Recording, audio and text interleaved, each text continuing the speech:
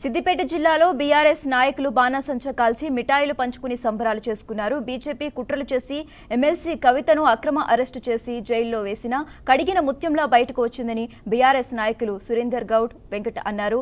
మాజీ ముఖ్యమంత్రి కేసీఆర్ పై కక్ష సాధించేందుకే ఎమ్మెల్సీ కవితను అక్రమ అరెస్టు చేశారని మండిపడ్డారు.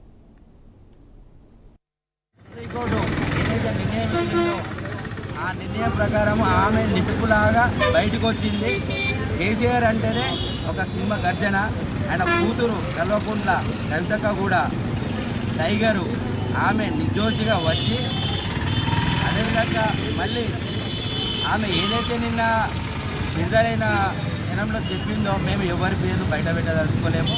ఇక ముందు దీనికి ముందుగా వాళ్ళని చెల్లింపులు వాళ్ళని ఖచ్చితంగా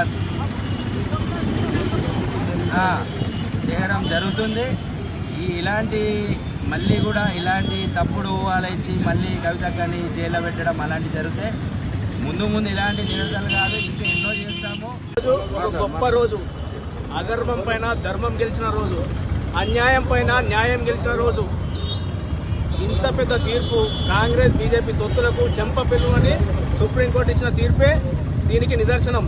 వాళ్ళ చీకటి రాజకీయాలు, చీకటి ఒప్పందాలకు